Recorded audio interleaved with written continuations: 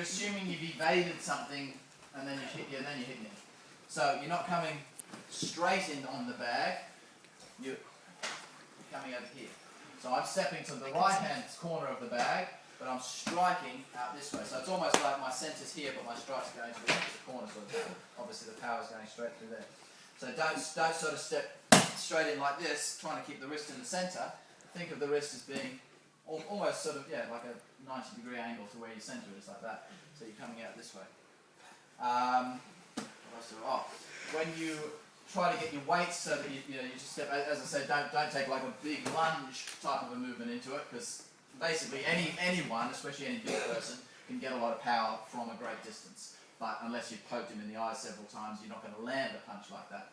So you don't want to be relying upon all that pure momentum force to be able to knock someone out. You want to be able to knock them out from close range.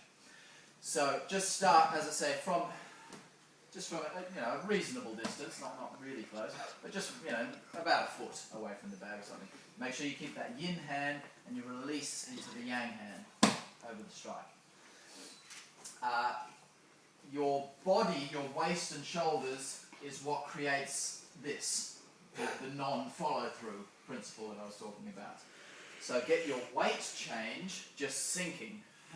So you're basically rooting through that front leg on contact with the strike. But it's your waist and your shoulders that create this kind of movement, so that you're not staying like that. You watch what the waist and the shoulders do. When I hit the bag here, I'm not going like this. So that's just my arm bouncing off the bag and my shoulders stay where it is. That's just the same as, that's going to give me less power than just pushing through. What I want to get is my whole body working like a whip. So I get this kind of thing. So my hips, it's from the hips where the main crux of the movement comes from. The whole body puts power into the movement, but essentially the waist is what starts the movement. That's where the major power comes from. Farging obviously is not something you can get in 2 hours, but the principle is, as long as you can sort of understand the concept of, where to go from here sort of thing, that's what I want to at least get across. The basic principle of farging is that your waist is the base of the whip, and whatever part you're striking with is the crack of the whip. And what do you do when you crack a whip? You don't go like that, you pull it back, So this is the base of the whip. So I'm not going to go like that and then pull just the top part back, that can't happen, it's got to be centered from here. So I turn my waist into the bag, but just before it actually makes contact, my waist violently twists back the other way, which makes the loose bit at the end crack forward.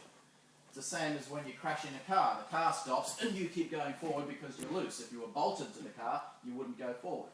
So that's why we put so much emphasis on looseness, because if you're like this, of course when your waist pulls back, your arm's going to pull back as well. Whereas if your waist pulls back and you've got this looseness happening, when my waist goes that way, just at that split second, my hand actually fires forward with great force. And that's the whole principle behind it. So what we're trying to achieve is the waist is going to do 3 turns for one strike.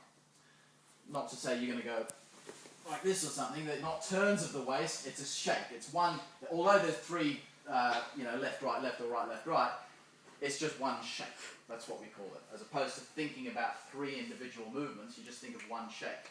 Because if you think about, it's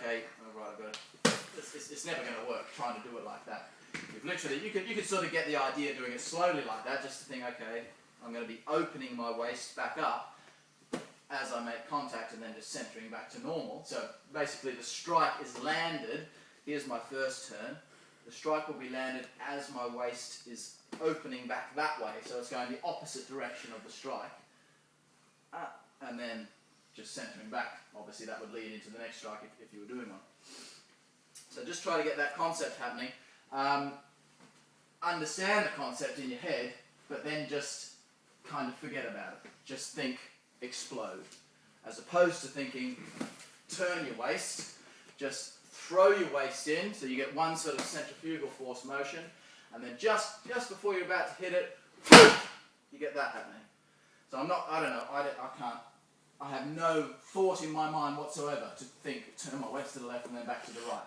I simply think shake my body. it feels kind of the same as when you sneeze. When you sneeze, you're not in control of the different muscles that engage. And scientifically, when you sneeze, every single muscle and sinew in your body is engaged to an extent. So it's the same principle here. I'm not just using my shoulders, or not even just the waist and the shoulders and the arm. Every single part of the body is moving right down to the ankles to the head. So think, turn your body into it and then just shake. Get this sort of thing. You notice the feet coming off the ground? I'm not doing this. I'm not jumping in the air. There's no concept whatsoever of my headline raising. That's me going up. That is going to cause me to be uprooted as such. What I'm doing is, I'm simply, as I'm striking, what I'm doing is just sinking. But if you sink that quickly, your feet are going to come off the ground, and you're going to get that real groundingness into the floor. There's no way you can sink that fast with keeping your feet on the ground.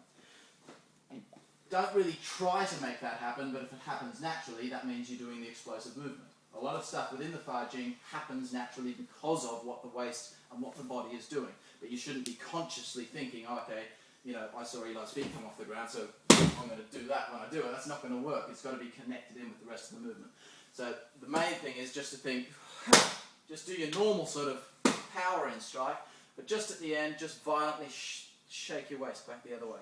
And then obviously center. Don't leave your body like that or something. You need to feel like, again, your whole body is just is loose and supple after the strike, because the whole idea is that you can hit it one after the other, always. And if you can get one after the other, no, I really can't. I shouldn't. I'm going to I could, but yeah, I don't want to. I've got to go and teach in America next week. Yeah, obviously the principle,